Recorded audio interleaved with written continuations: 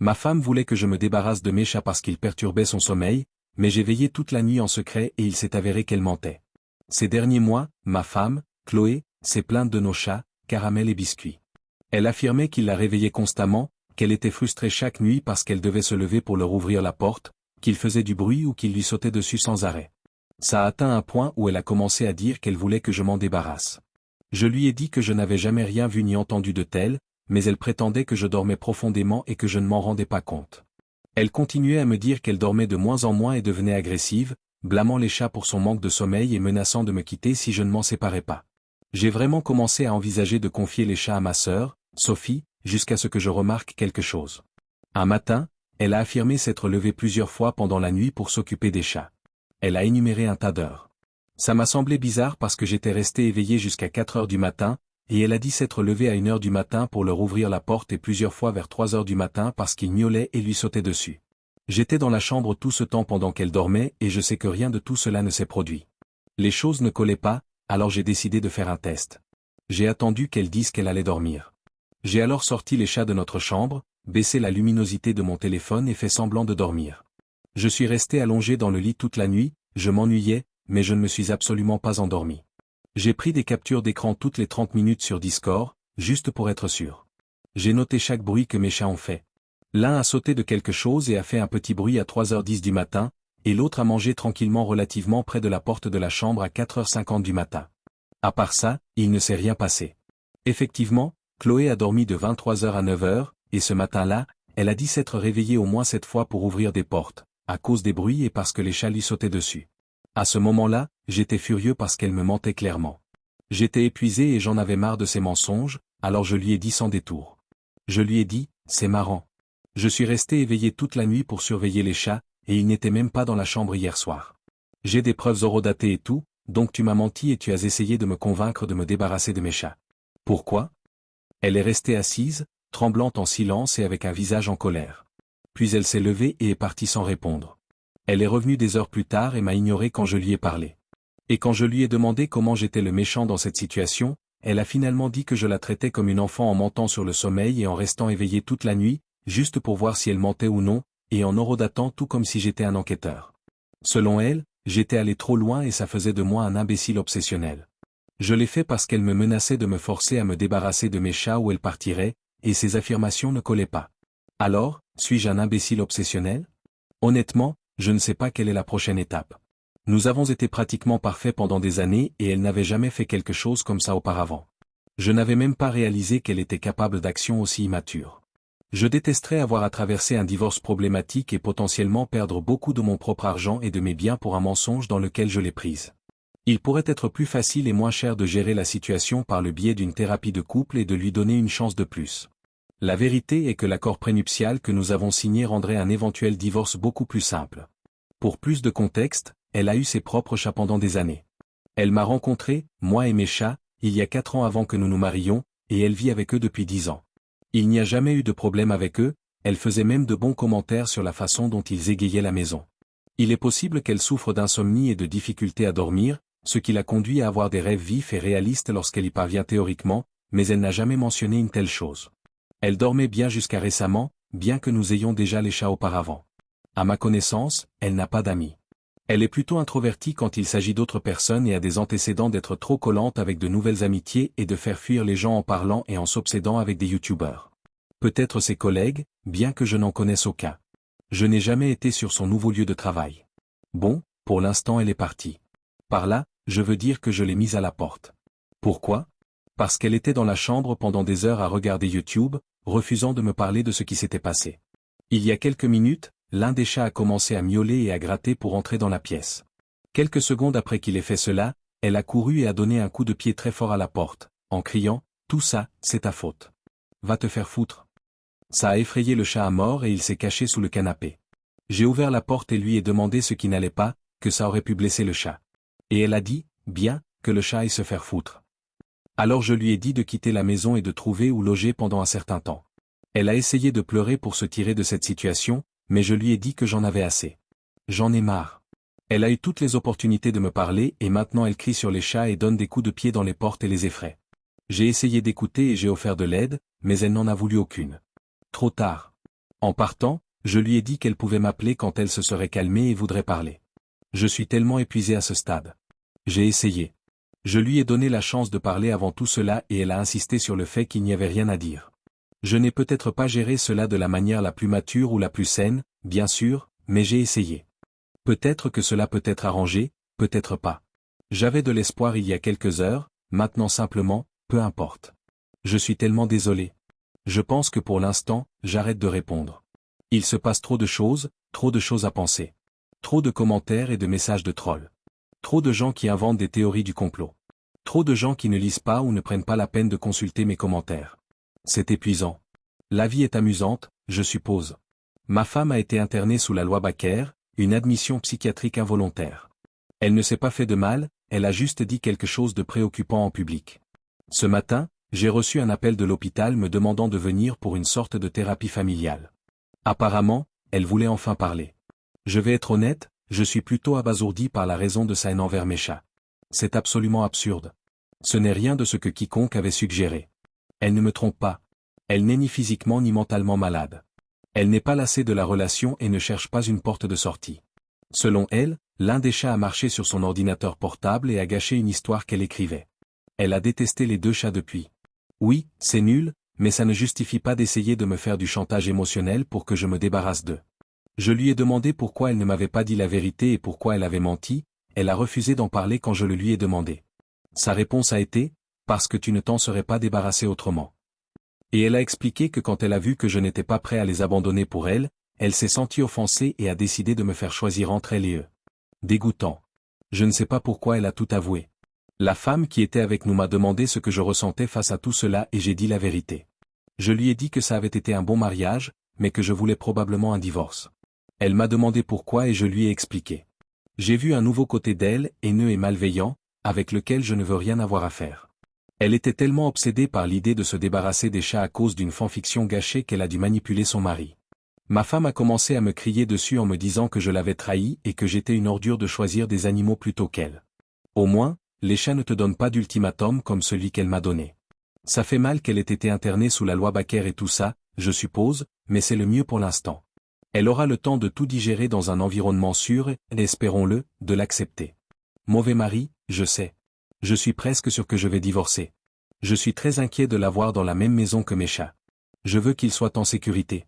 Je ne veux pas m'inquiéter qu'elle leur fasse du mal ou qu'ils disparaissent. Pas question. Je suppose que je ferai ce que presque tous d'entre vous ont suggéré. Garde les chats. Déménage la femme. Ce n'est pas comme ça que je voulais que ça se termine, mais la vie n'est pas toujours clémente. Si vous me le permettez, je veux clarifier quelques points de mon message initial. Je ne l'ai pas regardé toute la nuit. Nous avons une télévision en mode silencieux avec des sous-titres chaque nuit. J'ai regardé la télévision discrètement tout en faisant attention au bruit des chats. Je n'ai pas le droit d'installer de chatière et elle ne me laisse pas garder les portes ouvertes. Ce sont les règles de l'appartement. Pourquoi ai-je immédiatement supposé qu'elle mentait? Je ne suis pas familier avec la santé et les maladies mentales. Je connais certaines, mais pas celles qui vous font croire que ce que vous rêvez s'est produit, des tumeurs qui vous font voir, entendre ou vous souvenir de choses inexistantes. Pardon de ne pas connaître ces possibilités. Alors, quand quelqu'un me dit que des événements qui ne se sont littéralement pas produits, je suppose généralement qu'il ment. Quelle honte pour moi? Pour ceux qui ont dit que la loi Baker est pour des problèmes mentaux très graves et qu'elle n'est pas la personne que j'ai épousée, que c'est sa version malade. Je déteste le dire, mais qu'il y ait ou non une crise mentale, j'en ai fini avec ça. J'abandonne. Je refuse de mettre mes chats en danger en les gardant près de quelqu'un comme ça. Voyez ça comme ça. Soit elle est une menteuse, manipulatrice et malveillante qui essaie de me blesser délibérément, soit elle est à un effondrement mental aléatoire de blesser les chats, elle-même ou moi. C'est un pari dans lequel, de toute façon, plusieurs personnes perdent ou sont en danger. Pour celui qui a dit que je me suis marié dans la maladie et la santé? Oui, bien sûr. Je devrais mettre mes chats en danger de se faire à nouveau botter ou de se faire jeter ou vendre pendant que je suis au travail. Bien sûr. Ils sont tout autant ma famille qu'elle l'était, mais les 2 chats sans défense et affectueux ont la priorité sur la femme, qui n'avait de toute façon aucune excuse pour me donner un ultimatum, même si les problèmes de santé mentale sont un facteur ici. Elle a avoué avoir menti pour des motifs malveillants. J'ai déjà pris ma décision et à ce stade, suffisamment de gens m'ont écrit avec leurs opinions sur la question pour m'aider à réaliser que ce que j'ai fait était un peu égoïste, mais juste et justifié par le fait d'essayer de protéger mes chats. Nous sommes tous les 2 assez jeunes pour aller de l'avant et apprendre de cela. Elle a de nombreuses années devant elle pour se rétablir et tout ça. Je ne vais pas la chasser de ma vie si elle veut rester en contact ou a besoin de soutien, mais je ne veux plus être marié et vivre avec elle compte tenu des dangers potentiels impliqués. Je l'accompagnerai volontiers en thérapie et pour des examens médicaux et tout, mais en étant séparés. Dans le cas improbable où elle commencerait à aller mieux et que le traitement fonctionnerait, je pourrais envisager de rester avec elle si elle le souhaite. Sinon, c'est sa décision, bien sûr. Encore une fois, nous sommes tous les deux assez jeunes pour repartir à zéro et rencontrer de nouvelles personnes ou quoi que ce soit si nous le voulions vraiment. Donc ce n'est pas comme si cela avait ruiné la vie de l'un ou l'autre. C'est fini. Le divorce est inévitable. Elle est devenue complètement folle. Je pensais que l'internement aiderait. Pardon si tout cela est confus. Juste après la dernière mise à jour, je lui ai laissé un message disant que je serais là pour la soutenir si elle le voulait et que si elle voulait ses affaires, elle devrait me voir à l'appartement. Je pensais qu'elle le lirait une fois sortie. Après sa sortie de l'hôpital, elle m'a envoyé un message, je viens chercher mes affaires. Je lui ai dit que son ancienne clé ne fonctionnerait plus et que je finissais le travail dans 1 heure et pourrais la laisser entrer pour prendre ses affaires. Elle a répondu, je ne crois pas. J'ai couru chez moi depuis le travail et j'ai trouvé la fenêtre de ma chambre brisée. J'habite au 2e étage sans balcon. Elle avait brisé la fenêtre et avait réussi à grimper le long du mur extérieur pour entrer par là. Elle a pris son ordinateur portable, ses écouteurs et en sortant, elle a détruit la litière et l'arbre à chat. Je n'ai pas pu trouver non plus aucun de leurs jouets. Merci à ceux qui m'ont conseillé que ma sœur s'occupe de mes chats pendant un certain temps.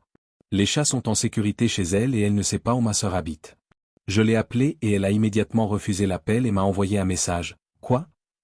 Je lui ai dit de payer pour remplacer ce qu'elle avait endommagé et volé. Et elle a essayé d'être maligne en répondant, aucune somme d'argent ne peut réparer le mal que tu as causé. Je n'ai rien pris non plus. Tu me dois un nouvel ordinateur portable? Je n'avais même pas mentionné que son ordinateur portable manquait, donc il est évident qu'elle mentait encore. Heureusement, nous avons un compte Apple qui nous permet de suivre les objets et nous avons tous les deux des AirTags dans nos voitures. J'ai trouvé sa voiture sur le parking d'un carrefour et à travers la fenêtre, j'ai pu voir tous les objets volés ainsi que son ordinateur portable et ses écouteurs. À ce stade, j'ai simplement appelé la police. En bref, nous allons passer beaucoup de temps au tribunal. Avec ou sans maladie mentale, je n'ai plus aucune sympathie pour elle. Elle a fait irruption dans mon appartement, volé des choses, menti à ce sujet et essayé de me faire payer ses affaires. Sans oublier qu'elle a détruit la litière et l'arbre à chat. Je suis sûr à 100% que si les chats avaient été à la maison à ce moment-là, elle les aurait blessés, tués ou enlevés. Je sais que le divorce est garanti. J'aimerais aussi une ordonnance restrictive et qu'elle me rembourse ce qu'elle a endommagé, mais c'est peut-être trop demandé. Je suis complètement épuisé. Je me sens vaincu. Je ne voulais même pas mettre à jour. Je ne voulais plus avoir à gérer des messages sur la façon dont tel ou mes chats méritent la mort, ou que cela n'est pas arrivé. Je n'ai eu envie de presque rien faire, j'ai même manqué le travail plusieurs jours d'affilée. Je me contente de rester à la maison en pensant à ce que j'aurais pu faire différemment. Il y avait une meilleure fin pour tout le monde. Bref, j'espère que ce sera la dernière mise à jour. Je veux vraiment juste que ça s'arrête, s'il vous plaît. Merci à ceux qui m'ont soutenu avec des commentaires gentils ou des conseils ou même en partageant des expériences similaires. C'est bon de savoir que je ne suis pas tout seul. Merci. Pour ceux qui s'inquiètent de ma sécurité, j'ai officiellement déménagé il y a quelques jours. Je paie actuellement le loyer à 2 endroits car là où je vivais, j'ai signé un contrat stipulant que si je partais avant la fin du bail, je devrais continuer à payer le loyer jusqu'à la date stipulée. C'est cher, mais je suis en sécurité. J'ai déjà remis les clés à la résidence et ils m'ont confirmé que depuis quelques jours, je ne suis plus responsable de l'état de l'appartement. Donc, heureusement, si elle endommage quoi que ce soit ou s'introduit par effraction à partir de maintenant, je ne serai pas tenu financièrement responsable. Un certain temps s'est écoulé. Je vais mieux. Pour ceux qui sont curieux, mes chats et moi avons déménagé dans un nouvel endroit et seule ma famille sait où j'habite. J'ai tout documenté et je me sens enfin en sécurité. Elle a contacté ma famille en se présentant chez eux et a menacé de me poursuivre en justice pour la propriété de mes chats, à moins qu'ils ne lui disent où j'avais déménagé. Oui, elle a menacé de se battre pour la garde de mes chats qu'elle a maltraités. Je n'ai aucune idée pourquoi.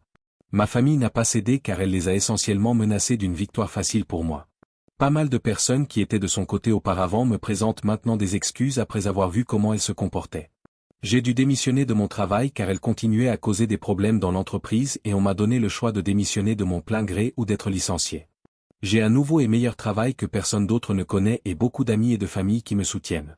Je suis toujours un peu frustré par tout cela et je deviens nerveux quand je reçois des appels anonymes, mais en général, je me sens beaucoup plus heureux maintenant. Il y a même quelqu'un qui est intéressé par moi, mais honnêtement, j'ai encore besoin de temps avant d'envisager quelque chose comme ça. Je ne veux pas entraîner une autre personne dans un drame de harcèlement.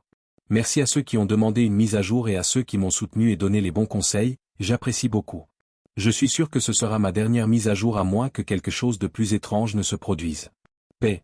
Oui, tout cela était pour une fanfiction et j'ai d'ailleurs pu en voir une partie avant qu'elle ne récupère son ordinateur portable. C'était une fanfiction sur Jack Pequet.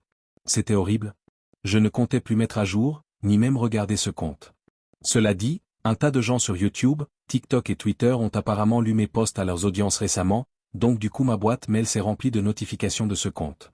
Ce n'est pas exactement ce avec quoi je voulais composer, être forcé de me souvenir des galères que j'ai vécues, mais c'est comme ça. J'ai donné la permission à une personne de raconter l'histoire dans un petit podcast ou quelque chose du genre il y a de nombreux mois et c'est tout. Désolé si je semble frustré, car les souvenirs qui reviennent de force ne sont pas vraiment joyeux. Ce n'est pas comme si j'avais apprécié de divorcer de ma prétendue partenaire de vie après avoir été manipulé et fait chanter par elle. Ce fut une période misérable de ma vie, mais j'ai fait ce qu'il fallait pour la sécurité de mes chats. Ma mise à jour n'est ni joyeuse ni triste. Honnêtement, personne n'a gagné ici.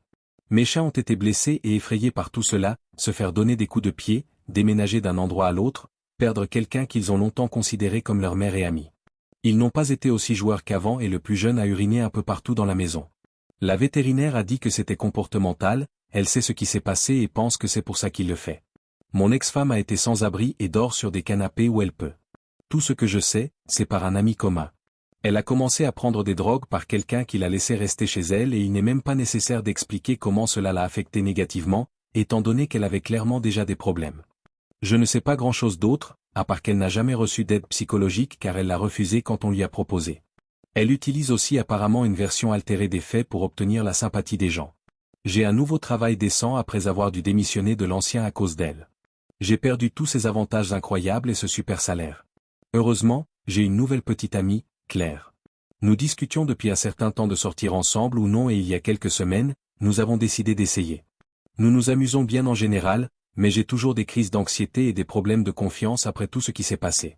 Quand elle m'a dit pour la première fois qu'elle avait vu mon chat uriner sur le tapis, j'ai failli avoir une crise de panique et j'ai commencé à la questionner. Après m'être calmé, je me suis senti mal. Je suis allé en thérapie et j'ai récemment commencé des médicaments pour un tas de problèmes mentaux, probablement causés par tout cela, alors j'espère que je redeviendrai normal à un moment donné bientôt. Comme vous voyez, personne n'a gagné. Tout le monde se débat d'une manière ou d'une autre. Ça craint, mais c'est comme ça, je suppose. Vraiment, je ne veux plus trop me concentrer là-dessus. Je vais laisser les notifications activées peut-être un jour, puis je les éteindrai et ne reviendrai probablement jamais ici. Désolé si cette mise à jour n'est pas ce que vous attendiez, mais c'est ce que c'est. Je suis désolé. Les commentaires que j'ai vus sur certaines des vidéos étaient abyssaux par rapport à ce que je trouve ici. Ils traitaient cela comme une blague, se moquant essentiellement de ma situation. Même certains des commentaires que l'on m'a laissés ici ont été terribles, mais je les ai supprimés dès qu'ils sont apparus. Ça ne fait pas du bien. Oui. Ce n'était pas drôle du tout de se réveiller avec des messages comme « Tu avais le choix entre une minette au sens littéral et une minette au sens figuré, et tu as choisi d'être un salaud ».